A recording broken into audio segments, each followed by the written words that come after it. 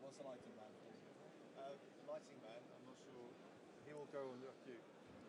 Let's check it. Murray, is the lighting man ready to go? Yeah. Okay. All right, go. Please welcome Craig Hoy, Chairman of the Scottish Conservative Party.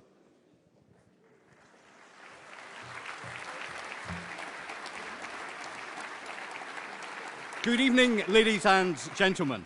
On behalf of the Scottish Conservative and Unionist Party, can I welcome you to Perth for the hustings, the Scottish hustings, for the Conservative leadership election.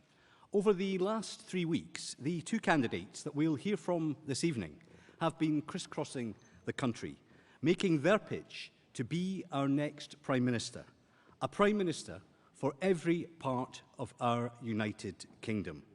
Organising 12 hustings.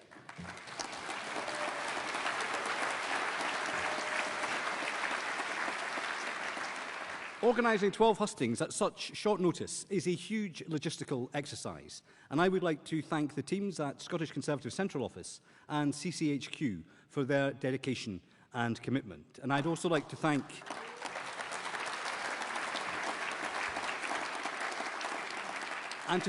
Peter Booth, who's here tonight, and the National Convention for their support. But most important of all, I would like to thank you, our members, because tonight is your opportunity to pose questions to the next leader of our party. Because whoever wins this election will need our whole party to come together behind them to beat Labour and the SNP at the next general election. And that's because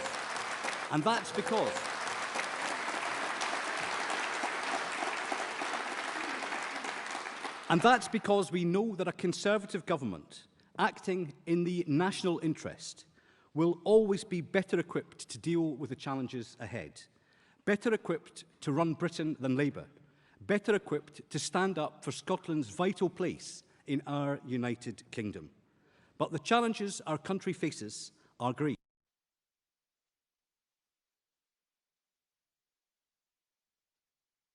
P government, obsessed with constitutional division at any price whatsoever, rebuilding our public services after the pandemic and Russia's evil invasion of Ukraine. I believe that both of the candidates for the leadership have the potential to steer this country through these very difficult times, the potential to win that election, the potential to return our party to government for another 5-year term. But before we hear from the two candidates in the contest to become the next leader of our party, please give a very warm welcome to our Scottish Party leader, Douglas Ross.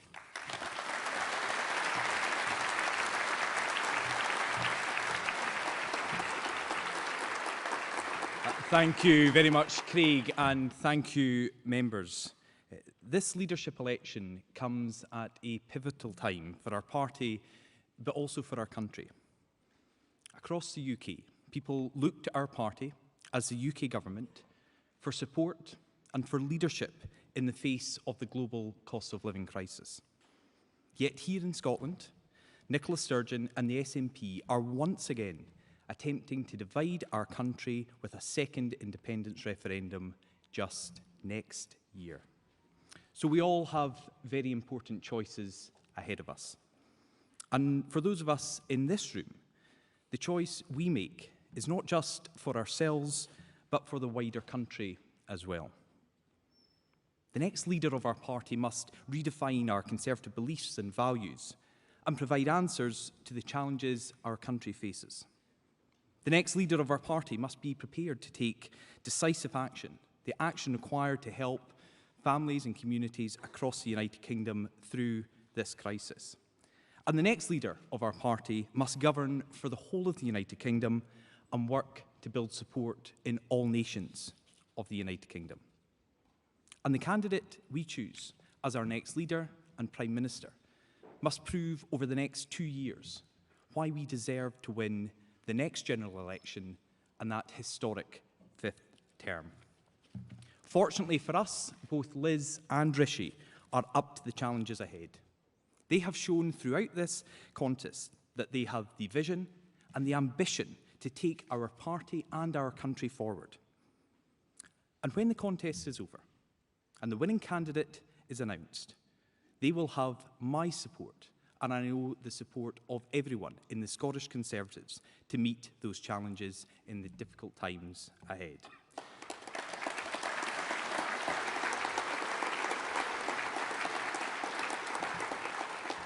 So thank you very much for joining us here in Perth today, joining us online and watching this Scottish hustings. But one other person who I know will have the full support of everyone in this room is our host this evening. So please give a very warm welcome to the STV's political editor, Colin Mackay.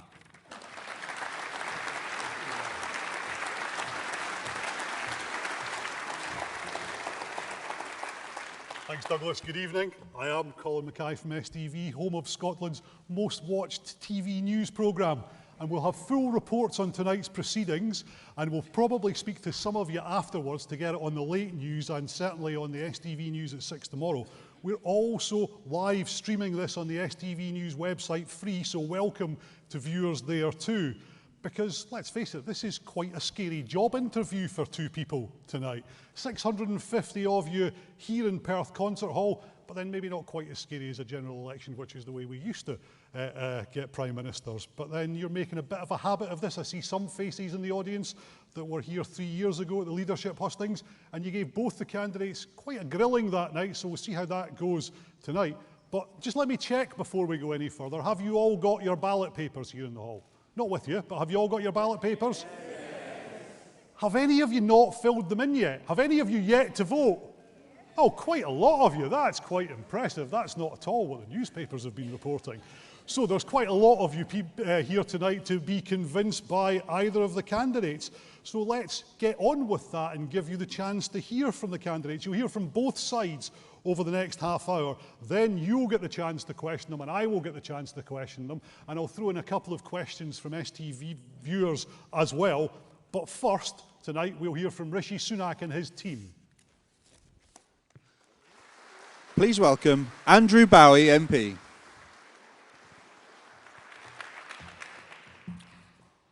Ladies and gentlemen, good evening. It's so good to see so many people here tonight. I am here to introduce to you our next Prime Minister.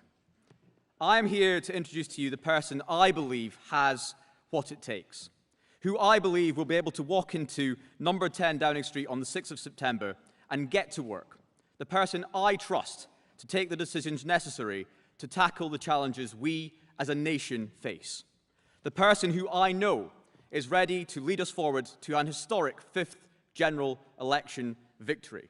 And the person I know is ready to take on Nicola Sturgeon, ready to boot the SNP's politics of gripe and grievance, of division and hate that we've seen outside this hall tonight into touch.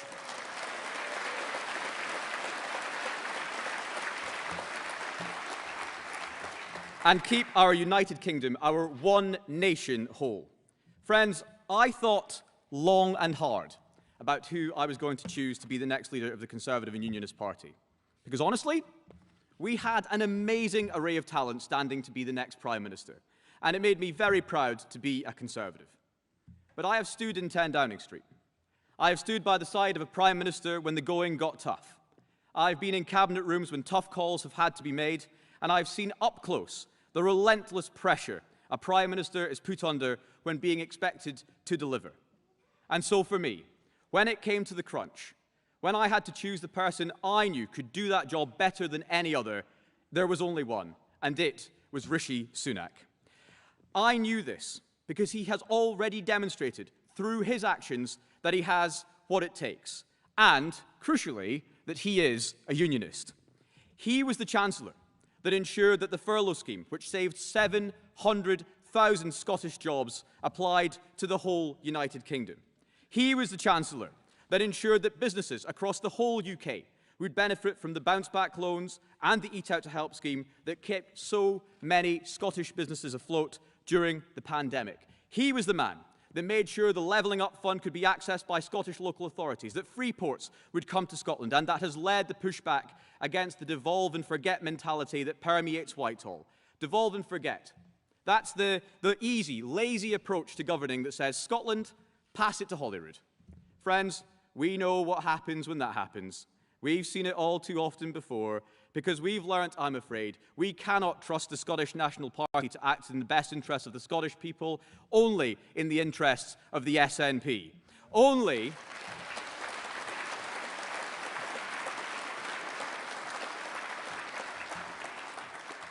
in the interests of the two-time Vogue cover star, TV personality, Instagrammer, sometime First Minister, Nicola Sturgeon, who is definitely not an attention seeker. I'll give that to Liz. She got that bit right. But you know what? We don't beat her. We don't beat the SNP. We don't win the argument. We don't ensure Scotland's place at the heart of our United Kingdom by ignoring them. Friends, I would love to ignore the SNP, usually at about 12:15 on a Wednesday afternoon in the House of Commons. And it would be all too easy for us to hit mute, I'm sure some in this hall do, to ignore them and their constant sowing of division. But if we do that, they win. We cannot. And under Rishi's leadership, we will not ignore them. We will take them on, and we will win.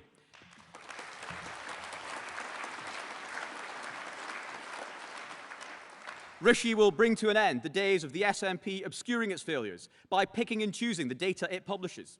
Rishi will ensure Scottish civil servants will also face greater scrutiny in Westminster. Friends, Rishi will see for the first time that this failing Scottish National Party government are properly scrutinised by the UK Parliament. Friends,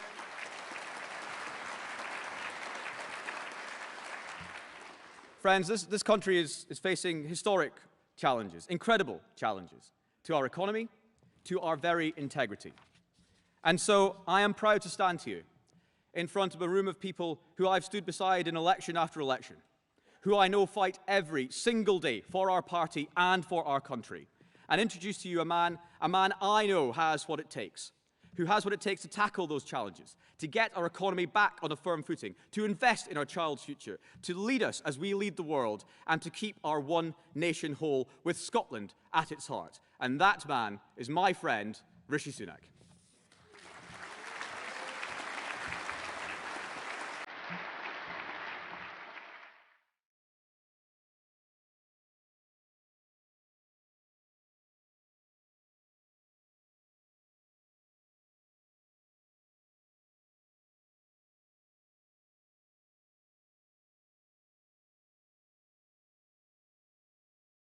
My values, traditional conservative values, are clear. Hard work, patriotism, fairness, a love of family, pragmatism, but also an unshakable belief that we can build a better future. We need a substantial and serious leader. Rishi Sunak is the real deal. And he has record, is highly experienced. He will deal with the threat of the SNP and the Nationalists head on, and he will unite our party and unite our country. Please welcome Rishi Sunak. Hey, thanks very much. Brilliant. Good evening. Good evening. Thank you. Thank you, everyone. Good evening. It's fantastic to be with you tonight. Now, look, I am standing here in front of you for one very simple reason, and that's because our country, our United Kingdom, did something extraordinary for my family. It welcomed them here as immigrants 60 years ago and allowed them to build a better life. Now, I was raised with a few simple values. Firstly, that family means everything to me, because we as Conservatives know the bonds of family are more important than anything any government could ever hope to replicate, and we must never forget that. Now, in my family, the thing we prioritised was hard work as the way to forge ahead. My dad was an NHS GP. My mum ran the local chemist where I grew up. And I spent all my time working in her shop, out and about, delivering prescriptions to people, and doing her books, seeing the power of that small business to provide jobs and opportunity in our local community. Now, for my parents, there was one thing that they believed above all else could provide a better future for their 3 children, and it was simple. It was through education. And that's why today I passionately believe that the best way that we reduce inequality in society, the best way that we spread opportunity, indeed the best way that we transform people's lives, is by ensuring that the birthright of every child is a world-class education. And that, my friends, when you look at what has happened here, is a lesson that the SNP government would do well to remember.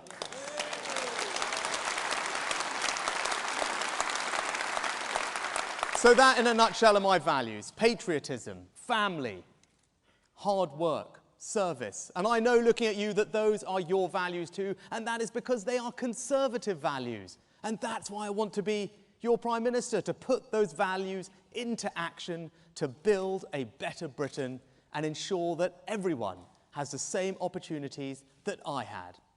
But how are we going to do that? Well, we need to do 3 things. First, we must restore trust. Then we need to rebuild the economy, and we need to reunite our country. Now, when it comes to restoring trust, for me, that starts with honesty. And as you can see in this leadership race, I have not chosen to say the things that people may want to hear. I have said the things that I believe they need to hear. Now, even though it doesn't make my life easy, it is honest, and that is what leadership is all about.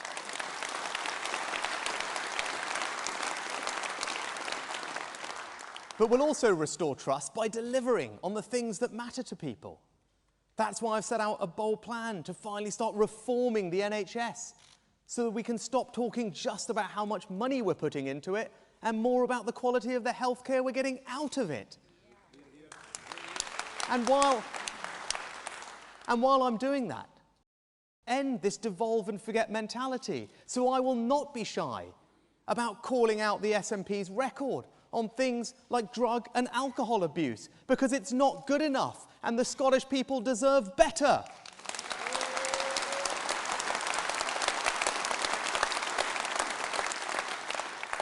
It's why I want to restore trust in our rural communities by getting our trade deals right, backing food security and supporting British farming and fisheries. It's why I want to take on this lefty woke culture that seems to want to cancel our history, our values and our women.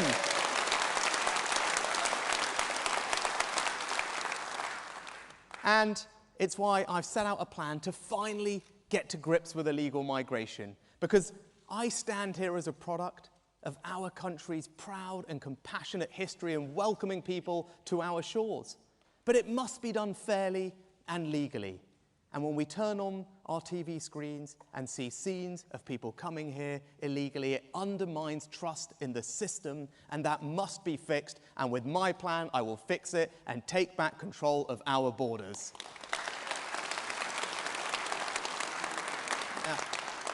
Now, when it comes to rebuilding the economy, I don't need to tell all of you, you know what the challenge is. It's inflation. And we've seen this story before. Inflation is the enemy. It makes everyone poorer. It eats into people's hard-earned savings and pensions. It pushes up mortgage rates. And at a time when millions of people are anxious about the cost of living this winter, politicians should be relentlessly focused on addressing that. And I'd say that to Nicola Sturgeon, that is the priority, not another divisive, unnecessary constitutional referendum.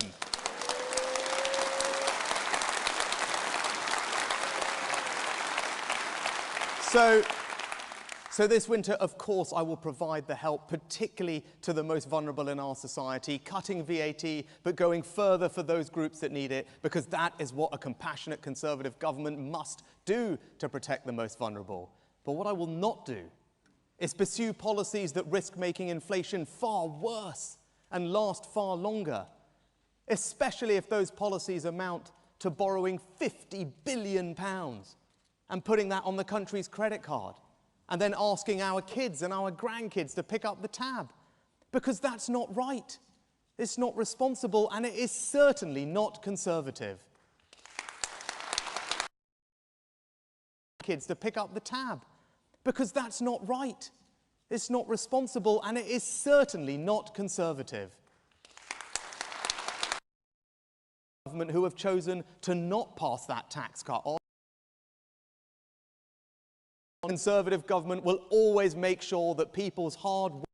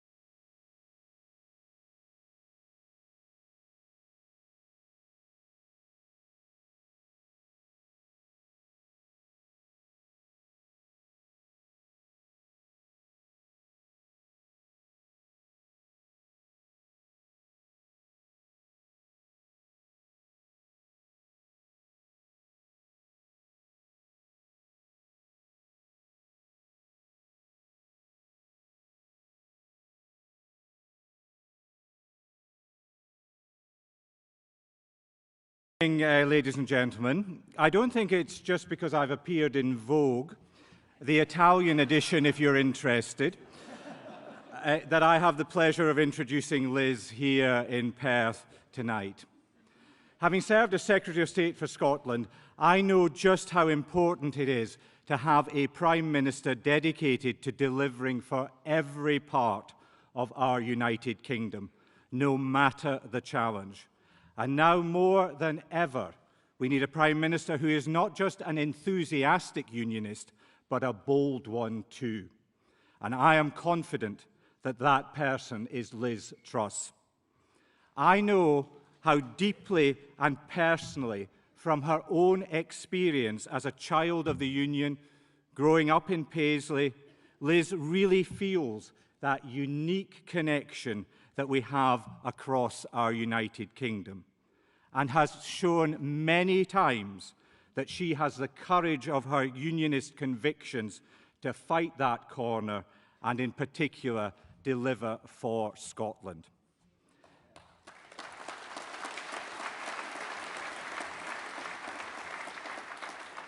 In my time in the Cabinet, Liz was a very rare thing, an ally and advocate within the Treasury, repudiating the Treasury's devolve and forget orthodoxy.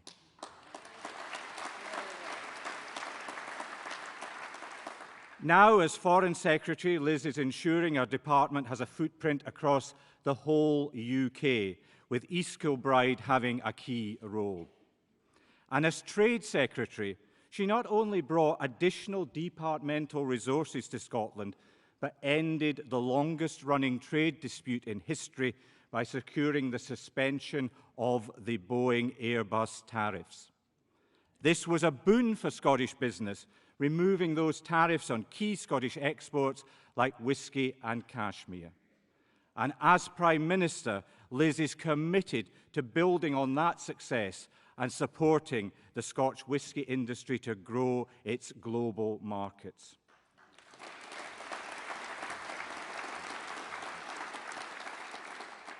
But, ladies and gentlemen, as we in this auditorium know only too well, not everyone wants Scotland to succeed as part of our United Kingdom.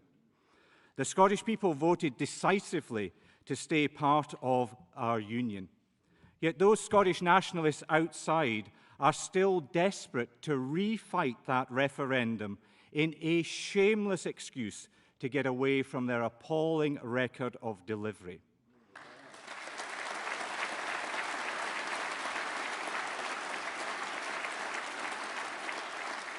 While the people of Scotland just want the constitutional wrangling to end and for both their governments to work together for their benefit.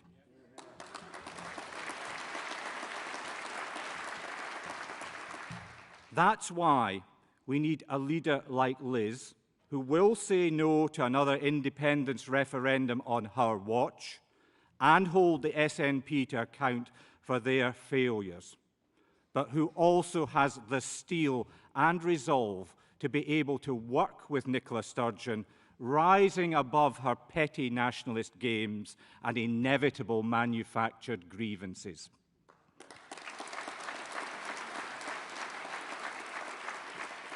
And Liz knows securing our union is not just about saying no to another referendum now. It's daily demonstrating those benefits of our union from Lerwick to Lockerbie.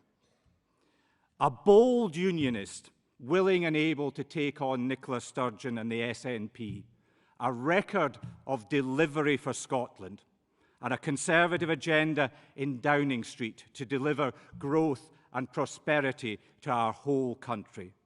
That's why Liz Truss should be our next Prime Minister. Thank you. The United Kingdom is a great country, and I know that a united Conservative Party can unleash the potential of all the people who make our country so great. To win the next election, we need to deliver, deliver, and deliver for the British people. I know that our country's best days lie ahead. I'm the candidate with a clear vision for the future, who can drive change and get things done. As Trade Secretary, I negotiated deals with allies like Australia and Japan, creating opportunities around the world for British business. And as Prime Minister, I will continue to deliver on the opportunities of Brexit. I will lead a government committed to core Conservative principles: low taxes, a firm grip on spending, driving growth in the economy, and giving people the opportunity to achieve anything they want to achieve, regardless of their background. I will work day and night to lead a party and a government that puts more money in your pocket and secures a better life for you and your family. I've consistently delivered when I have said I would. And I love our country. I want the best for us all, and I'm the person to deliver that. Please welcome Liz Truss.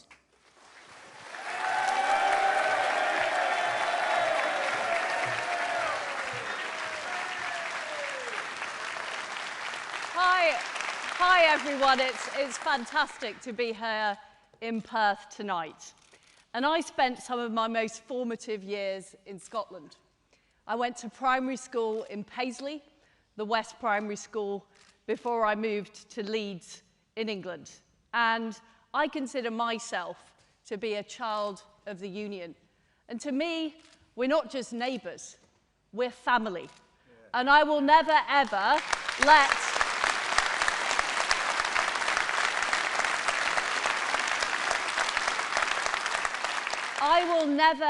let our family be split up.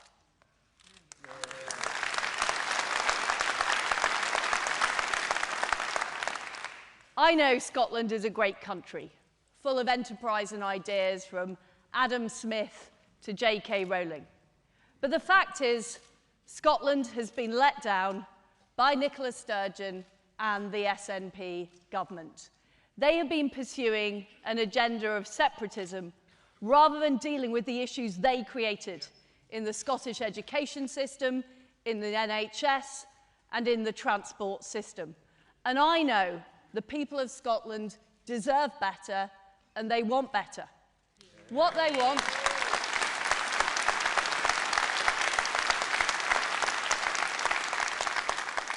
want are opportunities. What they want is a job and more opportunities in life. What they want is for their children to have a good education. In short, what they want is an aspiration nation. And that is what I will seek to deliver as your Prime Minister.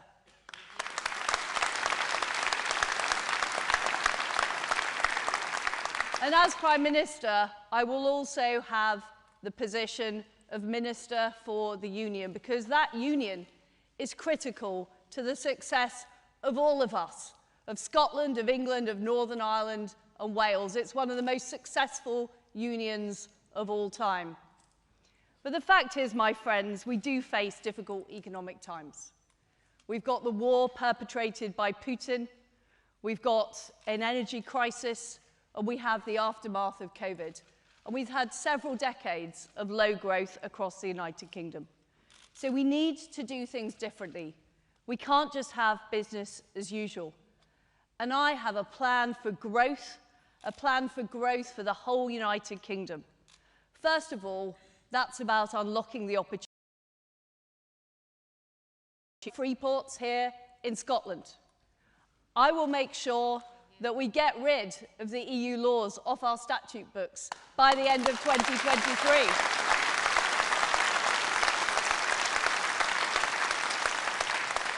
So that we can do things differently. And I will get the next generation of trade deals that deliver even more for fantastic industries across Scotland, like the salmon industry, like the whisky industry, like our fantastic farmers. I'm proud that as Trade Secretary, I got the tariffs removed by the United States. And I don't think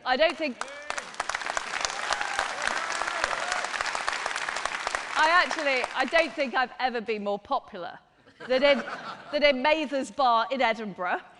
A few nights after the tariffs had been removed, and I met some whisky distillers, and they told me what it meant for them. Because what it meant for them is more export opportunities, more ability to invest in the future, and more jobs locally. And that's what I'm about. That's what I'm about. This is why I believe we need to reverse the national insurance rise. We promised we wouldn't do it, and we are making it harder for ordinary families and ordinary businesses. We can afford not to do it. We can still pay the debt down after 3 years. I'd also have a temporary moratorium on the green energy levy to save people money on fuel bills.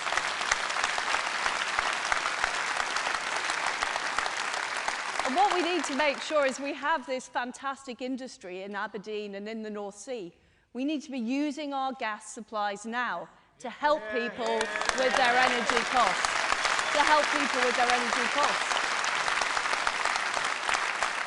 And of course we need to invest in carbon capture and storage, and of course we need to invest in nuclear, and of course we need to invest in renewables, but we also need to make sure we use the gas that we have as well. And I will also keep corporation tax low. If we raise corporation tax, as is proposed, to the same level as France and 10 points higher than Ireland, it's going to be harder to attract investment into Scotland, Wales, Northern Ireland and England. So we need to keep our taxes low, because I fundamentally believe we need to be on the side of people that do the right thing. People who set up their own businesses, people who are self-employed, families who work hard. Those are the people we support as Conservatives.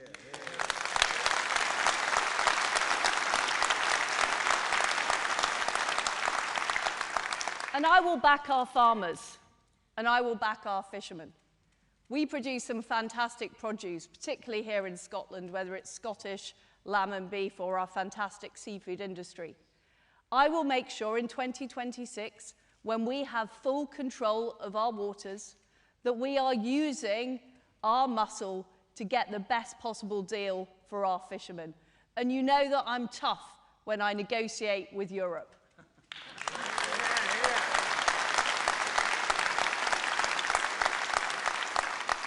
And we also need to be incredibly tough standing up to Vladimir Putin. I'm proud.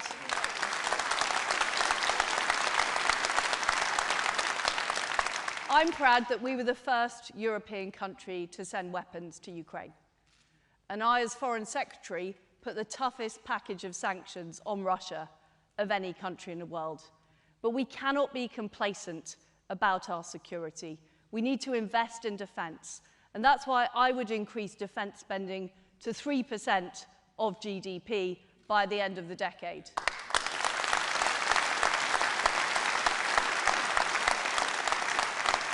And I've seen the Type 26 being built and governed. And I want to see more of our successful defence industry here in Scotland succeed. And I will make that happen. And I will also make sure we protect and renew our independent nuclear deterrent.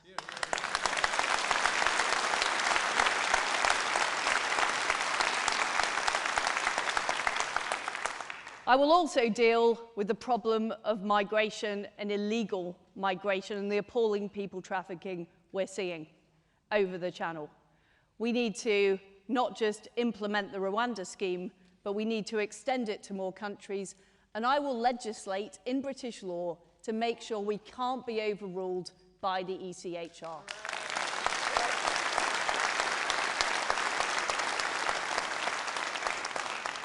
But as well as protecting freedom and democracy overseas, we also need to make sure we protect free speech and freedom here in the United Kingdom.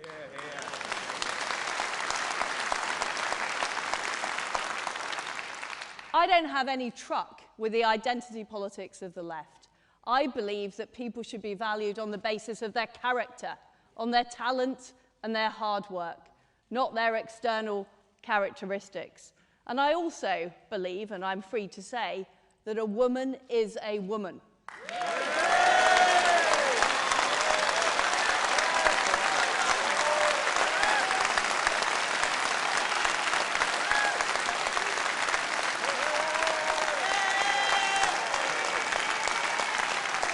And I will make sure we protect our single-sex spaces, including our domestic violence shelters. And I will also stand up for the United Kingdom. There are too many people who try and talk our country down, who say the best days are behind us, who are trying to split our country up. Those people are wrong. We're a great country. I know, travelling the world as Foreign Secretary, that people have huge respect for the United Kingdom. They share our values of freedom and democracy. And we need to be more proud of that here at home. And we need to be proud to be Conservatives. The reason people voted for our fantastic MSPs and our fantastic MPs here in Scotland and right across the United Kingdom is they believe in our values. A belief in enterprise, personal responsibility, hard work, freedom to choose. Those are the things that we should deliver. And we've got to deliver. We made massive promises in 2019, and we have to deliver them. And I'm somebody who doesn't take no for an answer. I do get things done. I push things through, whether it's the trade deals that people said couldn't be negotiated, whether it's getting the Northern Ireland Protocol Bill through Whitehall and into Parliament. I get things done and I deliver. And I will deliver for Scotland, and I will deliver for the United Kingdom. And I will make sure that in 2024 we defeat the SNP and we defeat the Labour Party and we win the next general election.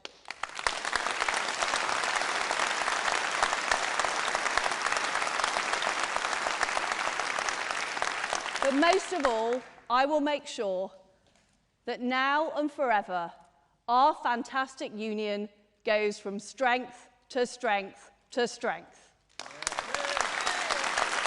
Thank you very much. Thank you.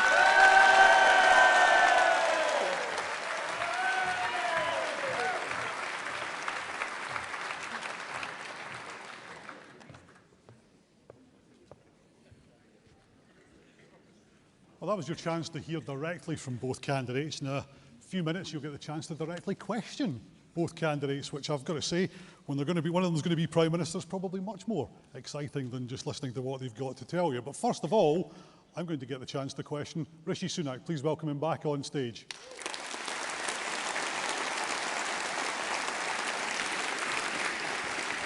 Hi, Colin. Mr Sunak, well, let's start with the cost of living crisis. How could we start anywhere else? Labour wants to freeze the energy cap for the next 6 months. Scottish Power has suggested freezing it for the next 2 years. You're going to have to do something like that if you win, aren't you?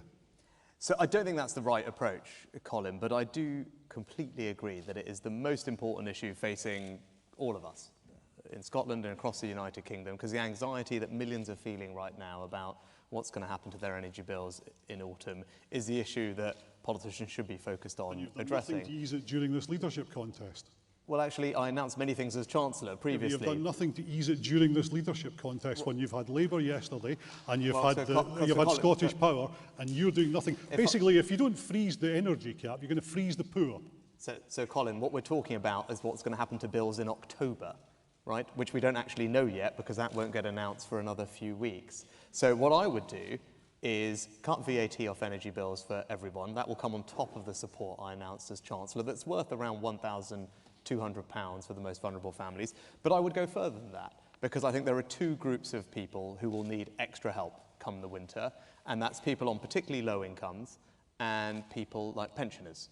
Those two categories of people are ones where, as Chancellor, I announced further support. I would make sure we go further if I was Prime Minister. And the reason is simple. It's because through no fault of their own, because we are at war with Russia, with sanctions, the West has decided rightly to stand up to that aggression. People are having to pay for higher energy bills, and it's right that the government helps those who most need our help. And I think the right way to do that is with direct support. I do not believe, and this is an important point of difference between me and Liz in this contest, I don't think tax cuts are the right way to do that.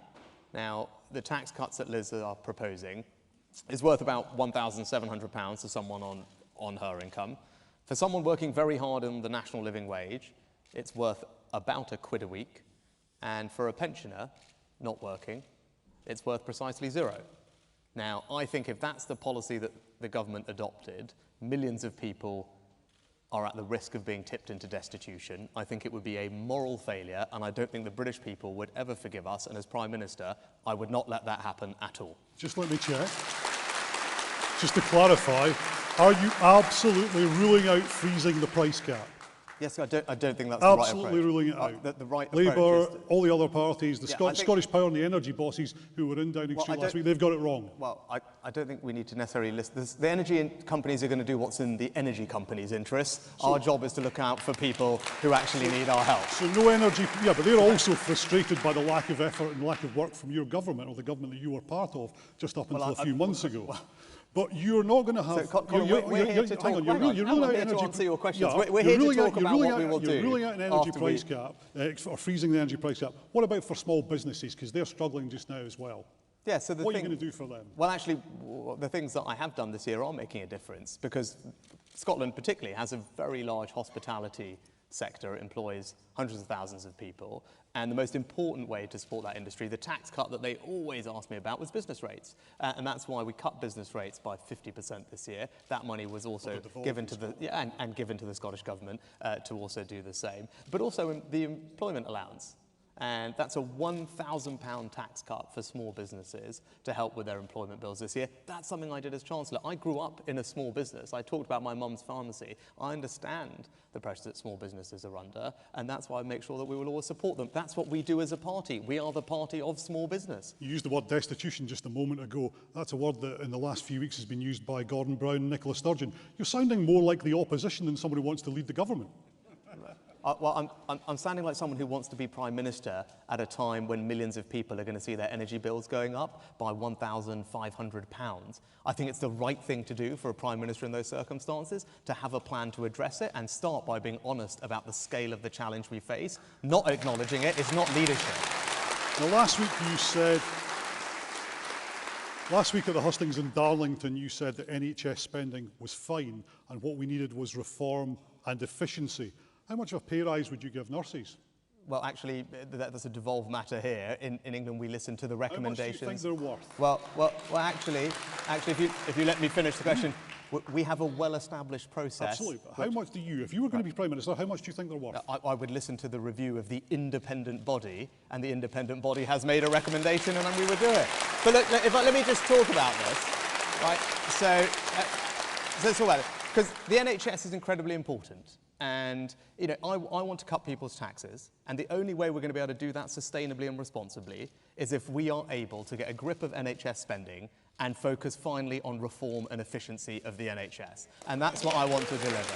Are nurses, are they worth more than 5%, which is what we've rejected so far? Let's talk about how do we do that? Because that's the important question, right? If everyone who wants to have lower taxes, they've got to think, well, how can we get more efficiency out of the biggest area of government spending? So I have a plan to give you some sense of the things I want to do, because I want to be bold and radical about this, Colin, and I hope this is something that the Scottish Government will look at copying. Now, I want to tackle an issue that we all known about for years, but we haven't done anything about, and that is the issue of missed NHS appointments, right?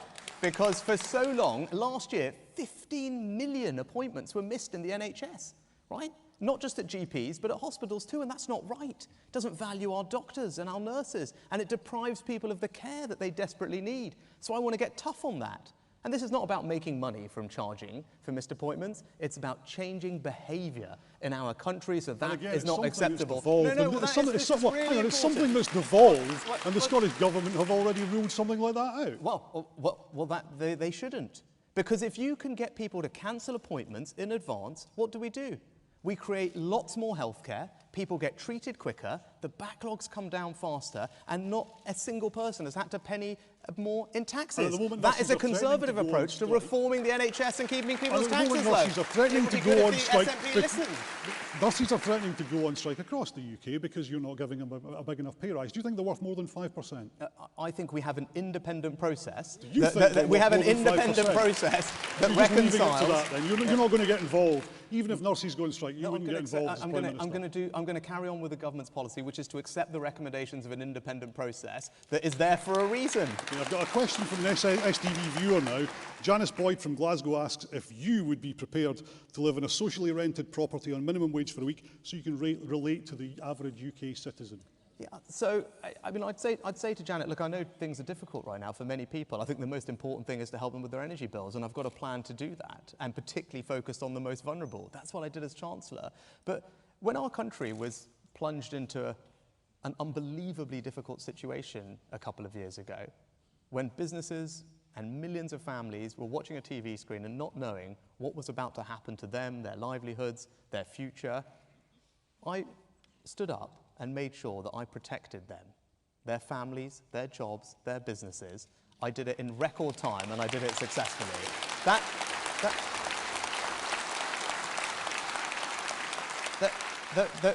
Those are my values, and that's my track record. I'm proud of it, and I would do exactly the same as Prime Minister. Would you ever allow another independence referendum? Look, as I said earlier on, at a time when, look, we've just spent 10 minutes talking about the most important issue, which is the cost of living, about the anxiety that people like Janet and others... So talk about independence. You're in Scotland. Would you ever allow another independence referendum? It'd be great if I could just answer the question, Colin, that you posed. That'd be marvellous. Thank you very much. If you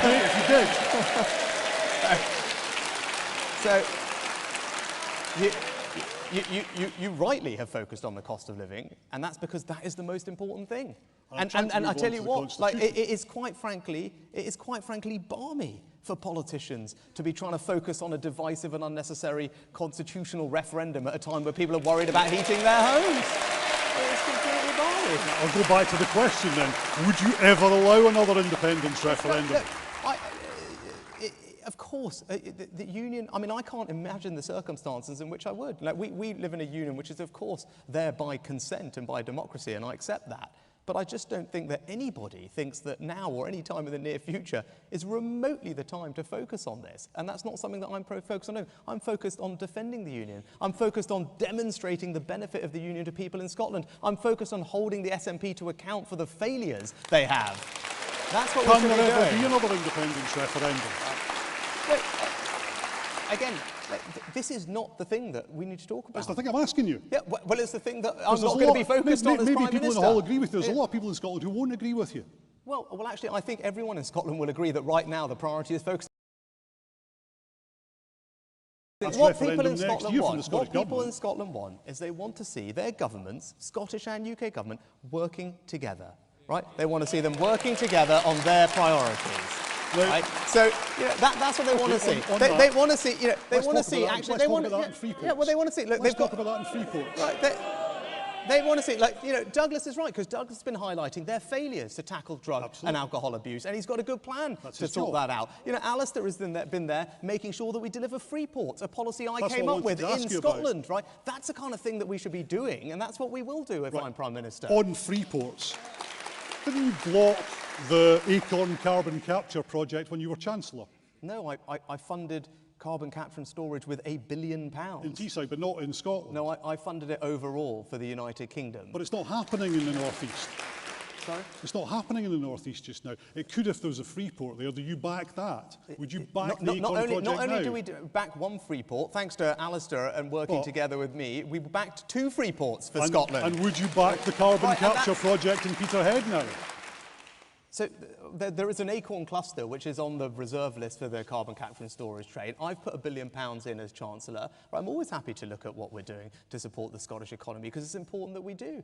Freeports are one example, but making sure that we grow our financial services industry here is another great example, right? With my background, I want to reform all the laws that we have to make sure that we can keep our financial services industry incredibly competitive. It's one of Scotland's economic powerhouses. It's something we can be enormously proud about in the UK. And it's another industry alongside our fantastic energy industry in Scotland, which I was proud to champion as Chancellor, because, again, it's something the SNP government ignore. Very briefly. I mean, we're going to get to net zero in 2050, but between now and then, we do need to use the gas that we have here at home, and that's something that I fully support. Very briefly, Ruth Davidson's backing you, but she doesn't think you've got a chance of winning. Do you still think you have? Because you've already lost supporters. So, Colin, some of them think you have, yeah? Yeah, I mean, I'm, as you can see, I'm out fighting for the things that I believe are right for our country. I'm fighting for things that I passionately believe in, and I'm going to give it everything I've got till the last day of this contest. Simple as that.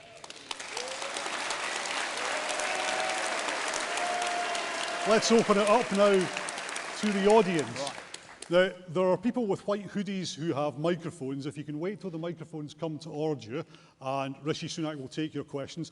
I'm going to start off maybe taking a couple at a time. So take hands up if you've got a question. Right, there's a question from a lady there with grey hair and glasses. And okay, it's platinum hair. Sorry, it's platinum.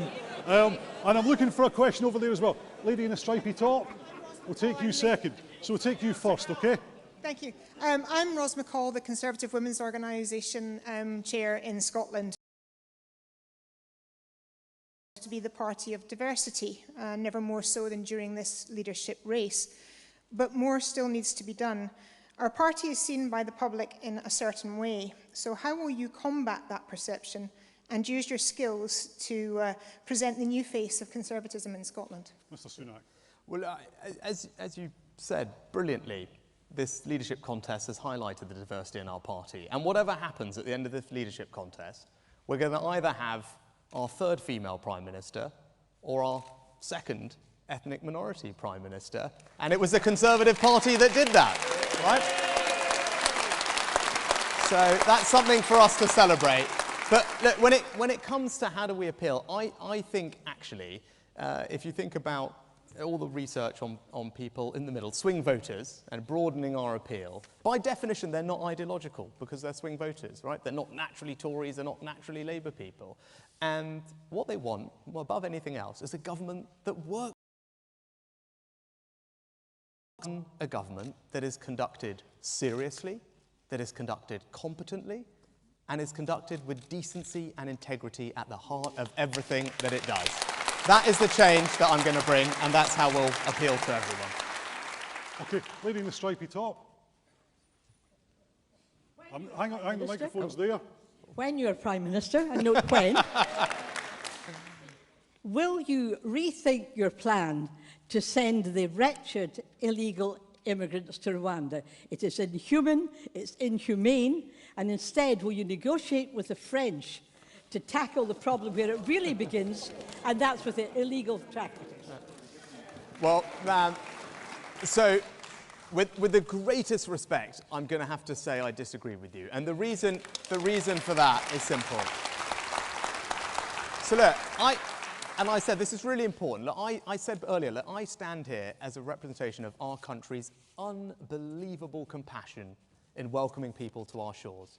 Whether it's most recently with Ukraine, but before that with Hong Kong, Syria, Afghanistan, my family, we have always done that, and we will continue to always be that beacon of hope for people around the world.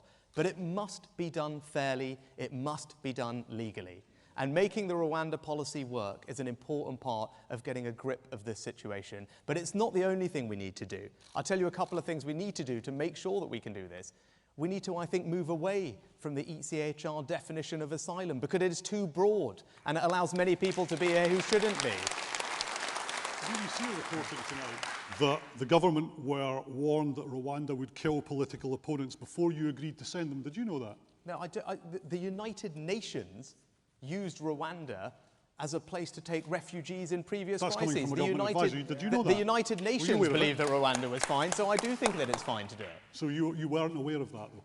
So I was actually aware that United Nations have used Rwanda specifically as a refugee and asylum centre in previous crises because they believe that it is a safe place. Okay, lady up the back. Hi. Talking of the United Nations, I don't mind you scrapping the Human Rights Act as it is now. Will you fully incorporate the United Nations Convention on Persons with Disabilities into UK law? Well, madam, I can't say 100% yes because I don't know exactly what's contained in it, but what I can tell you is that making sure that we have a country, a society, economy that is supportive of those with disabilities is incredibly important to me. And I'll just give you one example of something that I did as a junior minister to give you a sense.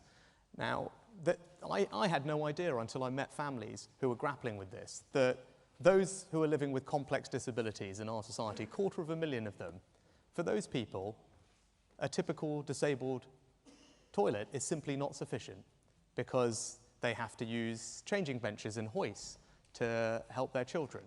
And because we didn't have enough provision of those, they were forced to do things that are incredibly undignified, change their children on the side of roads and service stations on the floor, dirty as it would be in shops, and were not able to have the day out that many families would all take for granted. And they came to see me in my surgery as a backbench MP, and they said, you know, we need you to help with disabled toilets. And I said, what? I thought disabled toilets, we have them everywhere. And they explained this thing, which I was not aware of. And then as local government minister, where I turned out it was my first job, and it turned out that building regulations were my responsibility. And what I managed to do was change our law so that when new buildings are built and when large ones are retrofitted, they would make provision for changing places toilets in all of them. But I also found some efficiencies in some other budgets, which I then later added to as Chancellor, to massively increase the provision of changing places toilets across the country, because I want every family to have the dignity and the ability to have a day out with their children, and that will give you some sense. I think this is very important. Gentleman in the blue shirt. First of all, can I say very warm welcome to Scotland. Thank you for coming, and in whatever capacity, I hope we'll see an awful lot more of you. But one simple question that requires a short answer. Will you, within your first 100 days in office, signal the intention to pass legislation that will make it illegal for the SNP government here to spend money that is beyond their area of devolved powers, the penalty for which would be personal liability?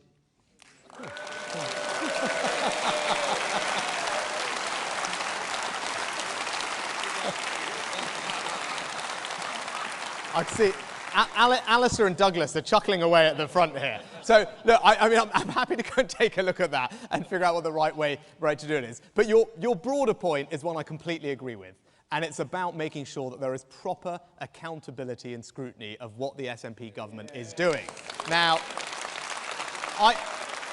I started to work on this as Chancellor, and we need to do more, because simply the mentality in Whitehall over the past decade has been devolve and forget.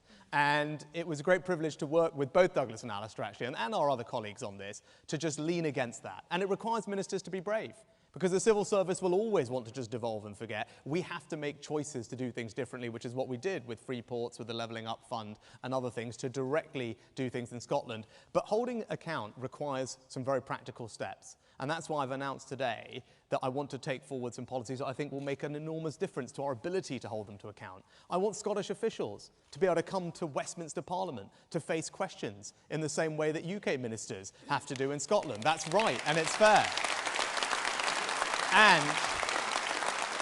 And crucially, because it's something that we've grappled with for so long, I do want to pass a law, if required, to ensure that the SNP Scottish Government has to produce data about public services in a directly comparable way, in the same way that we do it across the United Kingdom. Because unless we have that, we can't do it. Man right at the back. Hi there, Rishi. Big fan of what you're doing, big supporter. Up here. Oh, where are you? Up here. Oh, right, got you. Right, Hi, fantastic. big supporter of what you're doing, what you have done in the past as well. I look after, as an accountant, a lot of businesses in the local area, particularly in the hospitality sector. We want to know, what can you do to help the still struggling hospitality sector, particularly with VAT and with corporation tax, and also what can be done to help even bigger businesses or businesses in other sectors with the problems they may have with corporation tax as well, as they still recover from what COVID did to us. Yeah. Thank you. So, look, the hospitality industry is something that matters enormously to me, and that's why during the pandemic you saw me act time and time again to support it. And it's not just because I like eating out or going to the pub, it's because that industry employs 2 million people across our United Kingdom, and typically those people are younger, they're on lower wages, they're coming off unemployment. So as a matter of social justice, it's an industry that deserves our support. Now, many of the, other than VAT, which you mentioned, many of the other direct levers are devolved, which is frustrating. So whether it's business rates for the hospitality industry, whether it's planning reform for our high streets, those things, unfortunately, are not within my purview. But what I am doing is reforming alcohol duties, taking advantage of our Brexit freedoms so that next year, for the first time, we will have a far cheaper rate of beer duty in our pubs than we do in our supermarkets, so we can support that great British institution and support our hospitality industry that way. But could I answer your question on corporation tax, because it's really important?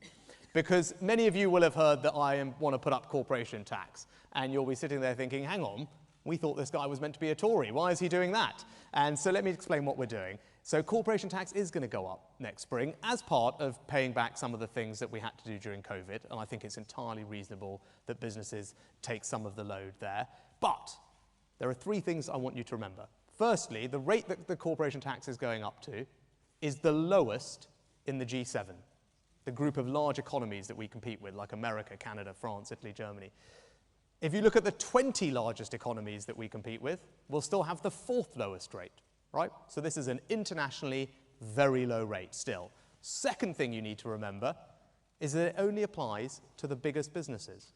70% of UK registered companies will not see an increase in their rate. They'll have a small business rate and they will continue to pay the same as they're paying now.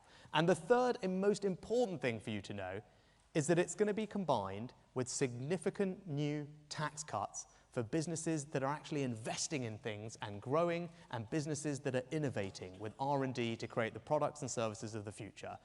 That's how you drive growth in a modern economy, and those bits of our tax system are very ungenerous compared to all our international competitors, and it explains a large part of our lower productivity in this country. I have spent an enormous amount of time thinking about this, analysing it, talking to businesses, and based on all my own personal experience in business, in finance, and as Chancellor, I am 100% convinced that my corporate tax plan is the right one for the United Kingdom, because it will actually drive growth and investment and increase productivity and create jobs.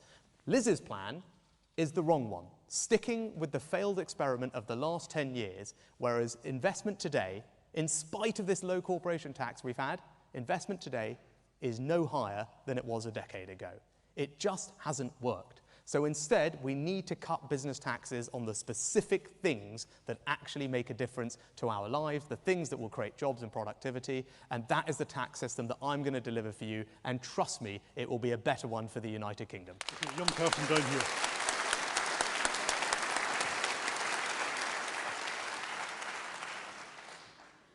The issue of trust and confidence in politicians of all parties appears to be at an all-time low, particularly among young people. How would you start to rebuild this trust and confidence? It's a very good question. Very similar to the lady next to you who asked earlier. And I think it's broadly the same answer, to be honest. But I think there are some practical things we can do very quickly, right? The first thing is to restore the independent advisor on ministerial standards and ethics. It's wrong that there isn't one, and I want to reappoint that person, give them the powers and the resources they need to hold everyone to account, because no one should be above the rules, no one should be above the standards we expect of them. I think the second thing is it starts with honesty, and as you can see in this election, I want to be honest with the country about the challenges we face. You can't restore trust if you're selling people a false promise, and I don't want to do that. And then the third thing, to go back to what I said to your neighbour's answer, is to make sure that the government is run with integrity at the heart of everything it does, and that needs to be set by the person at the top. It's as simple as that, and if we can do that, then we can definitely restore trust, and we can appeal to a whole new generation of voters too. Are you saying it hasn't been run with integrity? That's why I resigned from the government, yes. But it took quite a long time, didn't it? Okay. We're going to try and squeeze in a couple of questions. This lady here, and then a man in the pink tie there. Good evening, Mr. Sunak.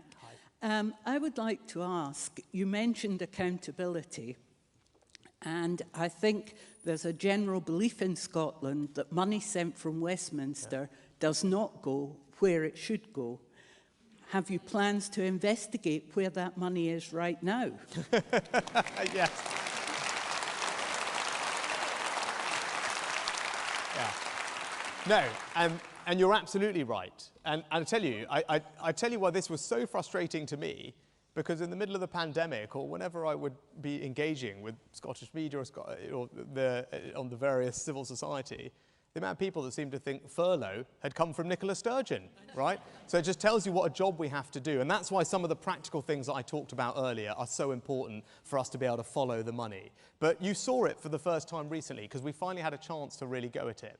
Because I did a spending review for the UK, which sent £4.5 billion a year of Barnett to the Scottish Government. And then Kate Forbes finally stood up and did her spending review. So we were actually able to see the choices they made. Now, in contrast to what we were doing elsewhere, public spending on the NHS in Scotland is growing at a far slower rate than what it is in England. Then look at the rest of the public sector. Agriculture, education, justice, local government. She's imposed austerity on all those parts of public services. And yes, I have put an income tax cut in. And that's in, and I'd given the Scottish Government money to pass that income tax cut on. They chose not to do that. So you might scratch your head and say, hang on, well, where's all this money going then? So they're not giving it to the NHS, they're in austerity everywhere else, they're not giving the income tax cut. We found out where it's going. You know where it's going? The welfare budget in Scotland is increasing by 50% over the next 5 years, right? That is wrong, right? And we have got to be able to make that argument. We are a party that believes in people working hard, and we want that hard work to be rewarded. That's where the priority should be. It should be on cutting people's taxes, not putting more money into the welfare system, and we have got to make that argument, and that's one of the ways that we're going to beat Nicola Sturgeon, because our values are the right values, and they're the values of the majority of people in our country. But just on that, you would bypass the Scottish Government with some spending, would you? I'm going to go to him, but would you bypass the Scottish Government with some spending? We already have started that, and we'll do more of it. How much? How much? Well, I want to find all the opportunities that we can to do what we've started. So whether it's with the Levelling Up Fund, the Shared Prosperity Fund, whether it's with now Freeport, so there is an ability for us to demonstrate directly to communities in Scotland the value of the UK government. Because Nicola Sturgeon says she believes in devolution, but she doesn't really. Devolution to her just means powers to her. Real devolution. Final question to you from this gentleman here. Because as we know, real devolution is down to the communities and councils in Scotland. That's what we're going to deliver. Gentleman here.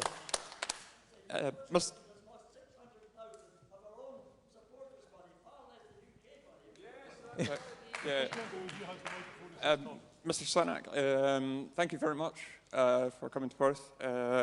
It's lovely to be able to speak to you today. Thank you for having me. And it would be even better to see you, number 10, as a man with proper family values and trying to keep it a traditional family.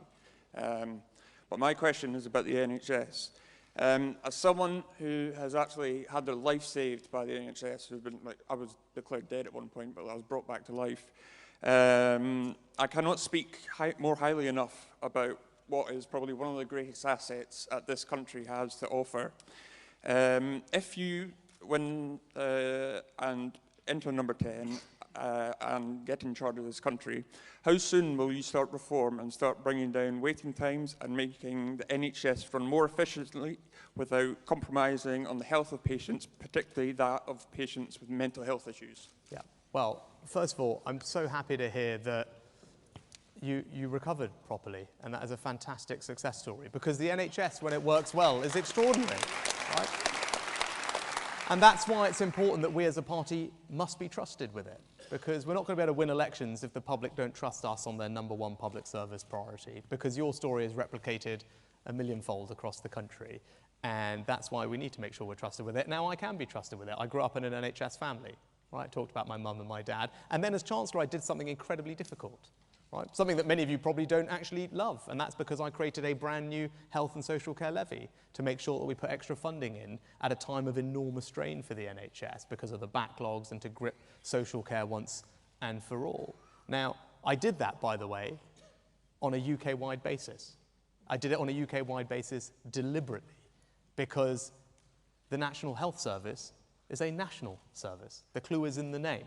And we must never let the SNP try and make that anything less than it is. It is a unifying institution that everyone in the United Kingdom feels proud about.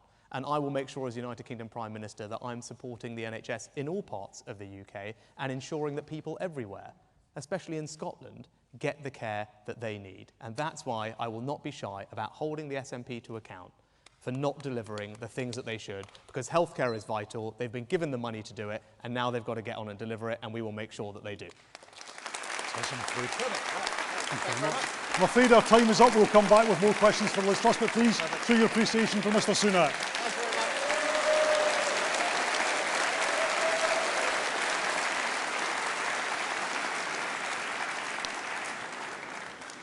trying to get as many questions as we can in from the audience. We're already doing better than the other hustings have done in terms of getting questions in, so we'll do the same when we come to Liz Truss, who's about to join me on stage now.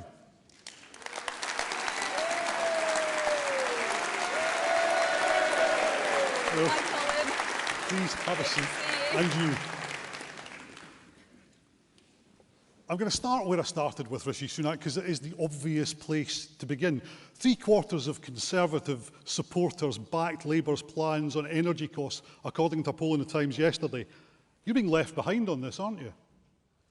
Well, first of all, I think we need to reduce taxes, because it's important people are able to keep more of their own money. And what I think is wrong is the idea we take money from people in taxes and then give it back to them in benefits. So what I would do is reverse the national insurance increase, but also have a temporary moratorium on the green energy levy. The next thing we should do is look at supply. And I was in Aberdeen earlier today.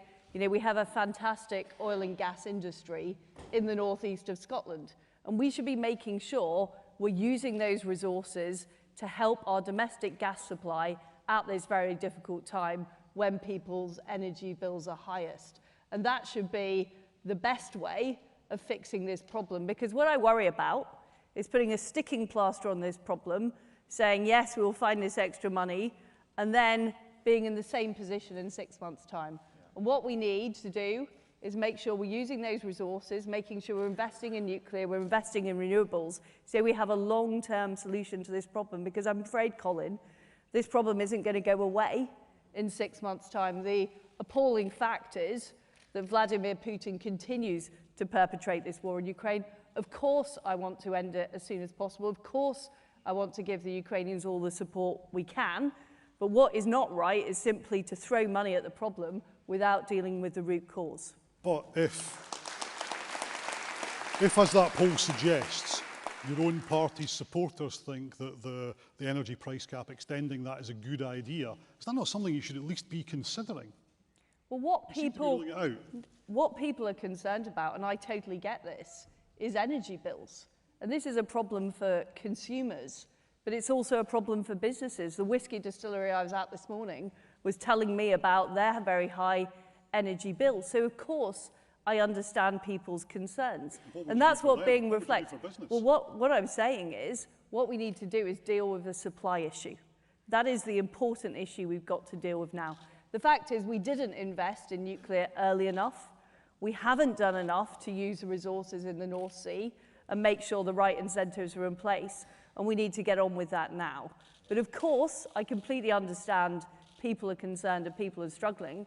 This is why I think it's the wrong time to put up taxes. It's also the wrong time to put up taxes on business, because we need businesses to invest. We need businesses to invest in new solutions to deal with this. They can't do that if they're struggling to pay their energy costs. What help can you give businesses, particularly small and medium businesses in Scotland and across the UK? Well, first of all, not raising corporation tax and reversing the national insurance increase will help businesses.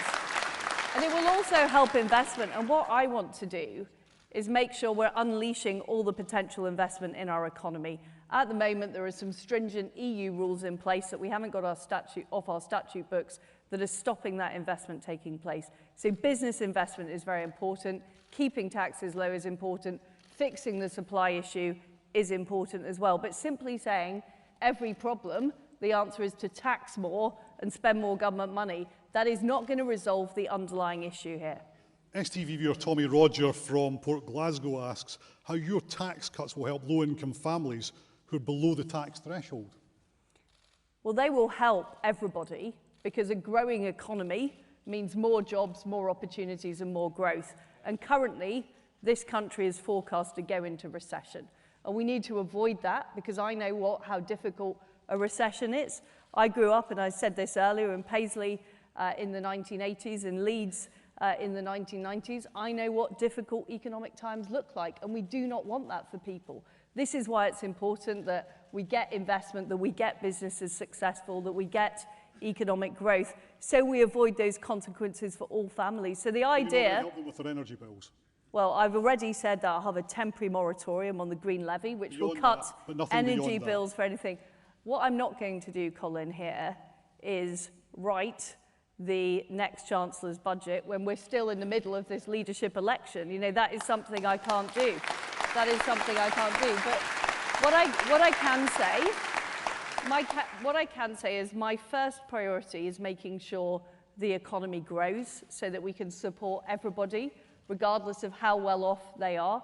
The second priority is dealing with the energy supply issue, which is a growing and pressing issue, and we need to sort it out for the long term. We can't just have a 6-month sticking plaster. And of course, you know, I would make sure, if I was Prime Minister, that we help people as much as we are able to help them. But what isn't right is simply, well, as I've already said, I cannot write a future budget. But you're going to choose the next Chancellor if you're Prime Minister, so you can tell them what you want that to be, can't you? Otherwise, you're saying, vote for me and see what you get. I can assure you that that is not the way my government would work. In that I believe... You would have no influence on that budget at all. No, you would have no influence on your own emergency budget.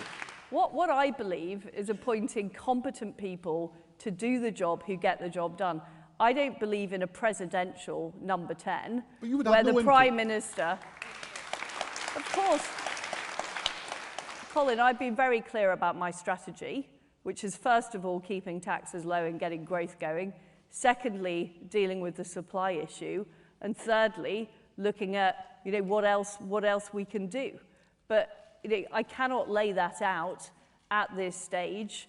You know, I'm Foreign Secretary at the moment. I'm not in charge of the Treasury or the Business Department, and we currently already have a Chancellor and a Prime Minister carrying out those roles. What I have set out, and I think I've been pretty clear, is the principles under which my government would operate and the principles under, you know, which I would expect my Chancellor to operate. But I can't lay out a full budget, much as I know it would be great news for STV if you were able to... your voters might like to know as well. Get an exclusive. I think a lot of people would quite like to know what your plans are. But The Guardian has unearthed quotes from you when you were Chief Secretary of the Treasury in 2019 tonight, saying that what we need from workers is more graft. Do you stand by that now?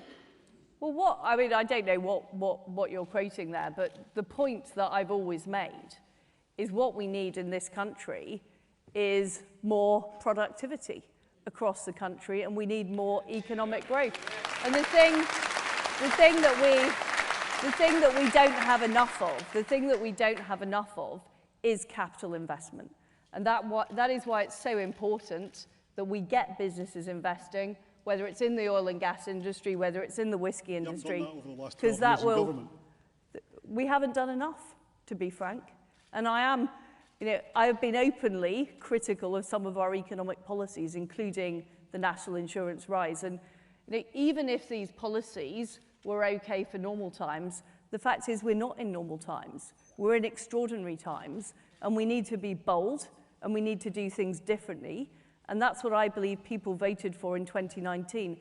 They wanted us to unleash opportunities across the United Kingdom, and that is what I would be determined to do as Prime Minister. You described yourself as a child of the Union. You grew up in Paisley. I've got my Paisley pattern tie on just to say that for me? Absolutely, yes. Well, I'm pleased but to you've see lost your your bias, accent. Colin. You've lost your accent. I have. Did you ever have a Scottish accent? I had a very Scottish accent. Go on, give us a bit. No, I'm not. Oh, go on. I am not. Look, it might endear you to your electorate. No, I want these people to vote for me. So I think doing a cod Scottish accent is not going to work. But when I moved from Paisley to Leeds when I was 11, and I had a very strong Paisley accent at the time. You said... And I routinely got the mick taken out of me. You said earlier that you'll never let our family talking about the UK be split up. Are you saying not now or not ever to another independence referendum? If I am elected as Prime Minister, I will not allow another independence referendum. I mean,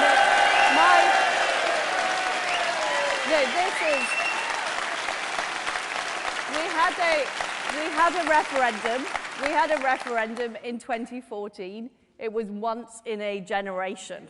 Once in a generation is not up in 2022. But since then, we've had Brexit, we've had COVID, which wasn't any government's fault. I'm coming to that. We're about to be in our 4th Prime Minister. For a lot of people beyond this hall, it feels like a generation.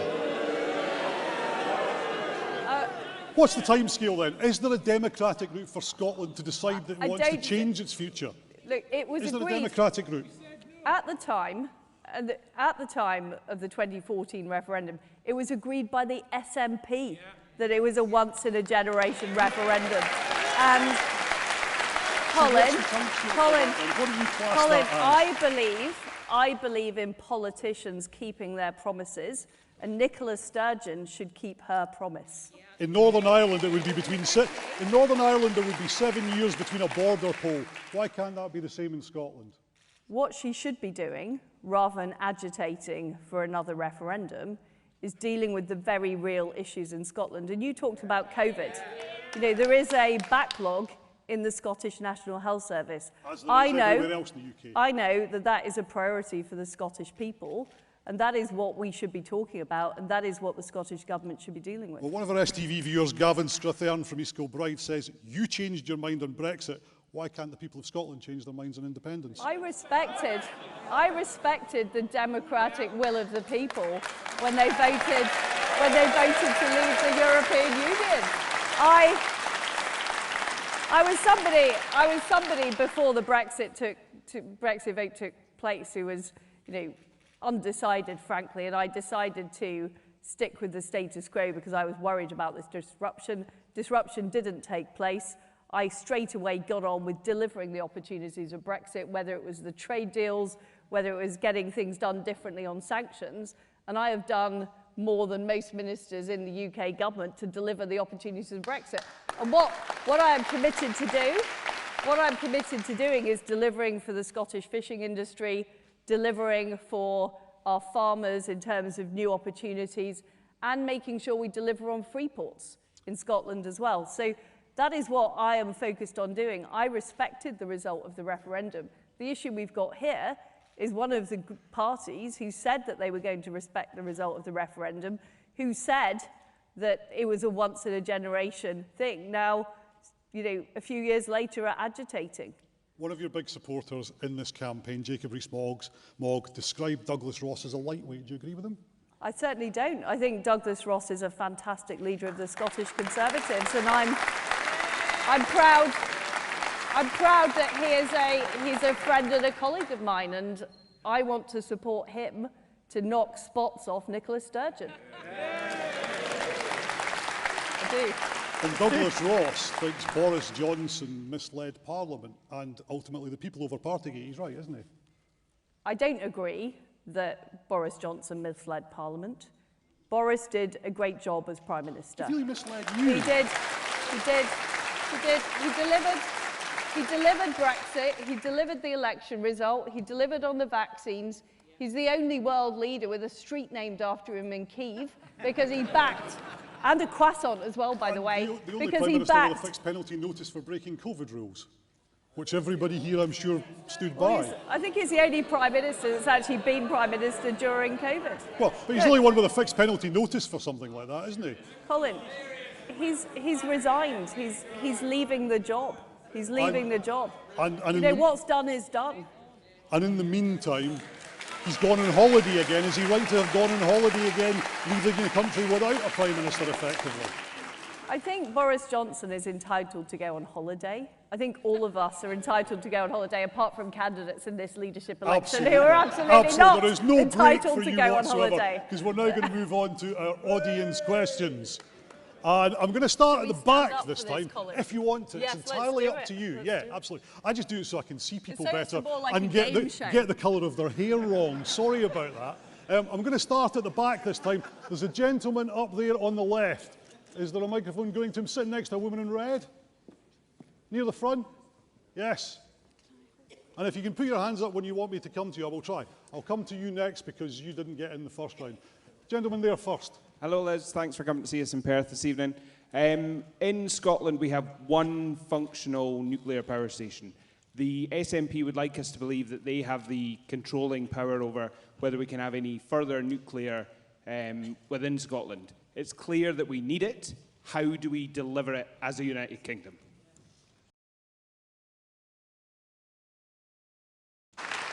Well, I agree with you. We do need nuclear power. And I will always seek to work with the Scottish Government. I want to have a constructive relationship with the Scottish Government. But our priority has to be delivering for the Scottish people and for the United Kingdom. And that is the focus I will have. And I'm extremely supportive of making sure that we have more nuclear power alongside more gas from the North Sea and more renewables too. How would you get around the planning permission situation with that? How would you get around the planning permission situation with that? Because there's no way you're going to get that past Scottish ministers, is there? Well, Can you bypass them? I will use my arts of persuasion to get them on board. Does that mean you're not going to ignore them then? You're not going to ignore them then? Well, what I am going to ignore is these constant calls for a referendum. And there's, but no, let's be clear that I will work with Douglas Ross in a constructive way to help and support the people of Scotland. That is my priority. Gentleman here. Thank you. Good evening, Liz. Fantastic to see you up here. One of the questions I have is, when we talk about reversing taxes or bringing in tax cuts, when we looked at removing the red diesel there, it's had a knock-on effect, especially on local authorities where, with our refuse trucks, our equipment and civic sites are now having to pay full tax on that. Also the construction industry and new house building for local authorities. Is that something that would be considered? Well, what I want to do is look at the tax system overall, because there are many ways in which our tax system doesn't work. It's too complicated, it's too convoluted, and in many cases it doesn't support business enough. So areas like business rates, for example, areas like duties, I think are too complicated. So I can't make any promises at this stage, but what I will do is have a thorough review of the tax system to make it simpler and fairer. And the key principle for me is that people who do work hard, people who set up their own businesses, people who, produce food, fishermen, these are the people we should be supporting, and we should be making sure the tax system doesn't penalise them. Okay, quick question from the gentleman in the front. Good evening, Ms. Truss. Both candidates are saying about helping the pensioners, and I know that very shortly we're going to be calculating what the increase in the state pension is going to be. Under the previous government, under the previous Chancellor, there was a possibility of the pensions being increased by 8%, but he then re-looked at the figures and decided to increase the pensions by 3.5%.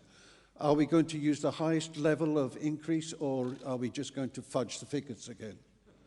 I can tell you I won't fudge the figures. I'm fully committed to the triple lock, which gives the highest rate.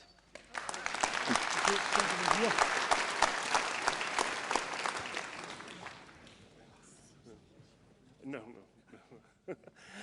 Thanks for coming to Scotland. You're welcome to Peebles anytime.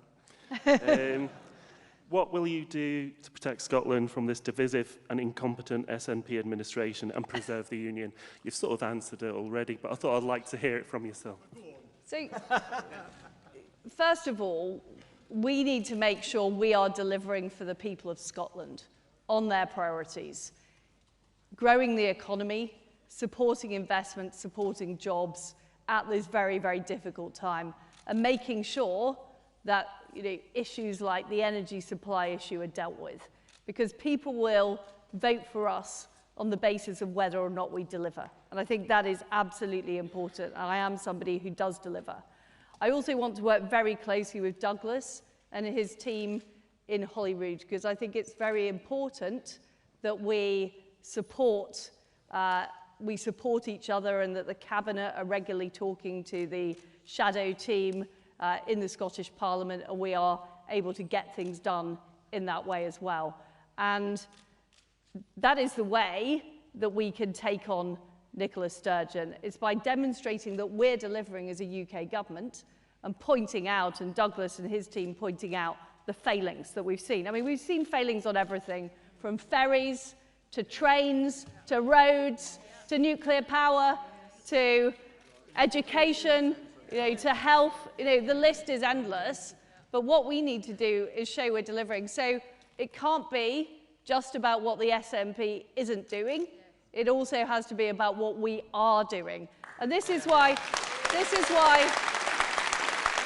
I think, things like delivering for the Scotch whisky industry is incredibly important. And it shows what having a committed UK government that talks to counterparts around the world, opening up opportunities, delivers for Scotland. So we need to carry on showing that we're delivering and how that is improving people's lives across this country.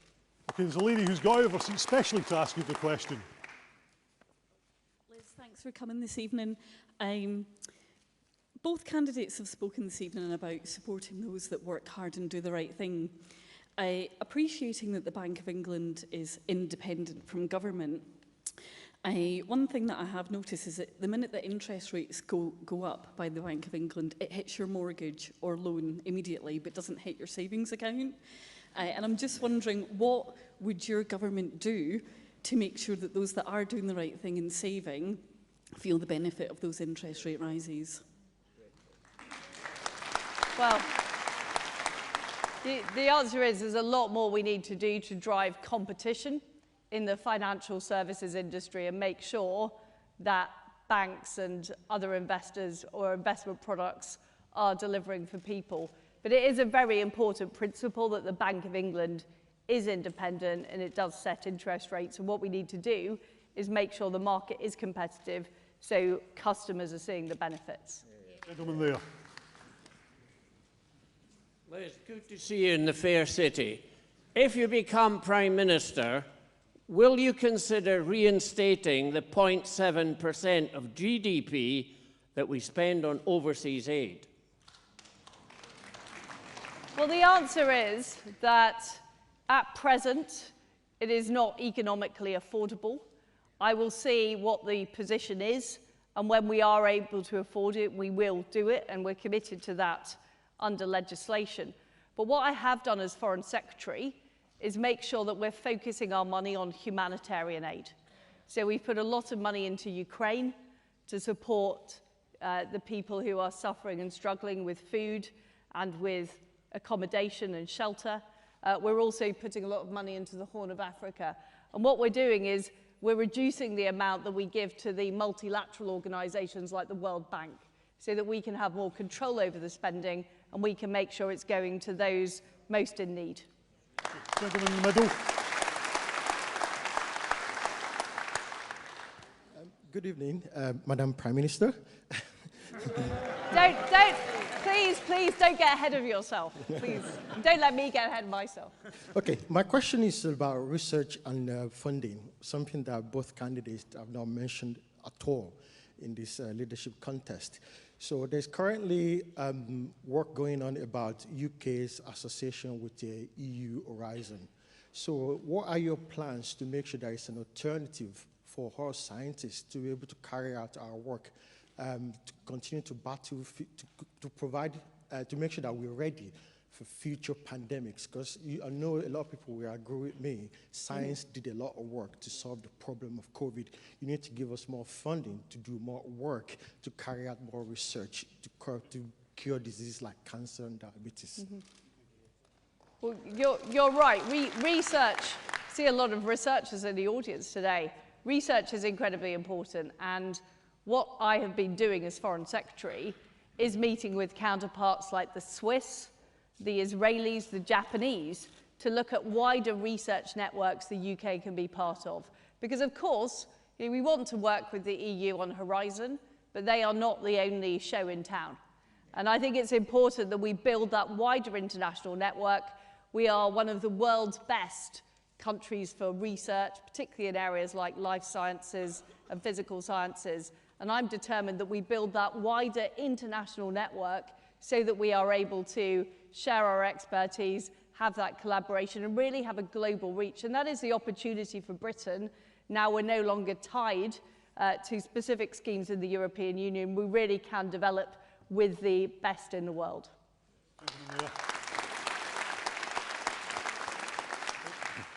Hi Liz, this was actually a question for Rishi, but Colin kept... Don't worry, I'll answer it for Colin him. kept Don't worry, ignoring I'll be me, totally so... fair. I'll be totally fair.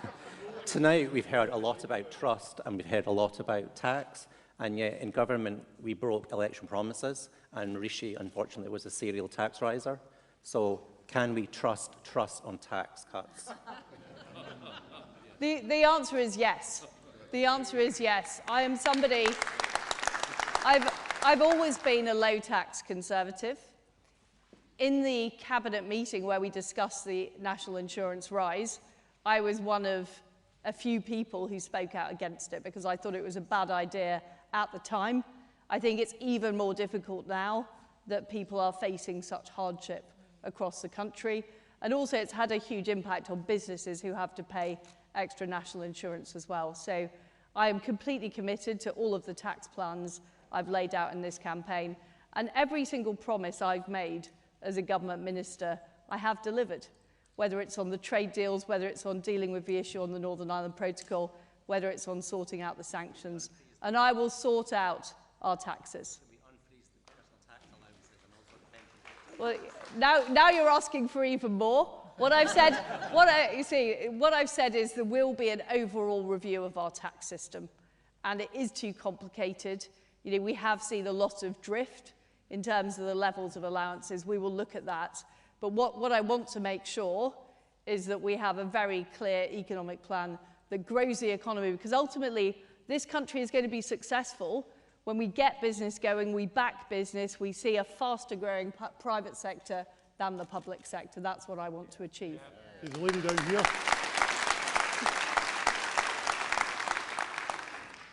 Hi Liz. I'm from Northern Ireland, was brought up there. I've been living on the mainland now for 20 years.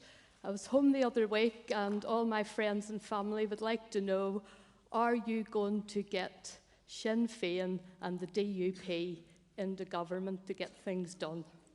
This is a warm-up. Nice hustings. It is a warm-up, but the answer is yes. But we do need to resolve the issue with the Northern Ireland Protocol.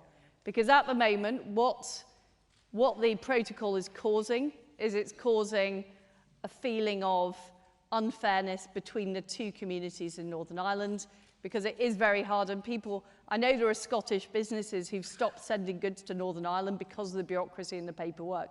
So we need to sort that out. We need to create the green and the red channel. And we also need to make sure that the people of Northern Ireland are able to benefit from the same tax rates as the people of Great Britain. It's understandable that people feel they're not being treated as part of the United Kingdom because of the way the Northern Ireland Protocol is operating. So this is why the Protocol Bill is important. I have been in talks with the DUP and they are supporting the Northern Ireland Protocol Bill, and I expect to see things happening and the executive reforming. Right, I'm going to try and squeeze two more in. There's a gentleman up the back and then there's a lady in the middle. Good evening, Ms. Truss. You have talked a lot about the role of fracking could play in addressing the energy crisis. In light of the Scottish Government's position on fracking, how would you, as Prime Minister, persuade the SNP Green Scottish Government to change their mind? Question almost. Yeah, well, it's a similar question to the nuclear question. I do think the Scottish, the SNP Green government is on one hand they're saying people should have lower energy bills, and on the other hand they're refusing to back anything that will actually help deliver low energy bills. So, I will look at ways that we can persuade them that actually these are important ways of transitioning to net zero. But what we can't do when we're achieving net zero is to hammer consumers and hammer businesses in Scotland, because ultimately what it will mean is less revenue into the exchequer and less fewer opportunities for the people of Scotland. So I will make that case. Lady there with a brief question, isn't it? It is a brief question, isn't it? Good evening. I think that in the early stages of this leadership election, Rishi had more parliamentary support than you did. Will you, if you become the next Prime Minister, will you seek to unite the party by including Rishi and some of his leading colleagues in your cabinet, in leading positions? Well, thank you. And I don't know if you're following, but I have gained quite a few parliamentary supporters in recent days, including 11 members of the Whip's office who've come out in support of me today. But it is important that we unite the Conservative Party. We're all Conservatives. We all want to beat Nicola Sturgeon. We all want to beat Keir Starmer. And we all want to make sure Conservatives win here in Scotland, as well as right across the United Kingdom. So I will want to appoint a cabinet of all of the best talents from right across the Conservative Party, including Rishi Sunak, if I am successful in this leadership election. Thank you. Thank you very much. That was great. Thank you. Great to see you. Right. Looking forward to our next interview. Absolutely.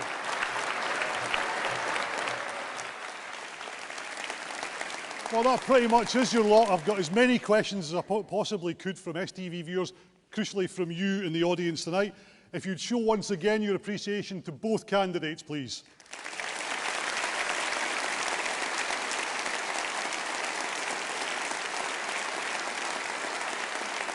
A lot of you hadn't made up your minds before. Have you made them up now? So you're going home to vote. Some of you might even have been voting on your phones while that was going on, for all we know. But thank you all for taking part. Thank you all for your questions. Sorry if we didn't get them all in, but there was a limited space and a limited time. Thank you for STV viewers for watching online, and watch out for the result on September the 5th. Thank you.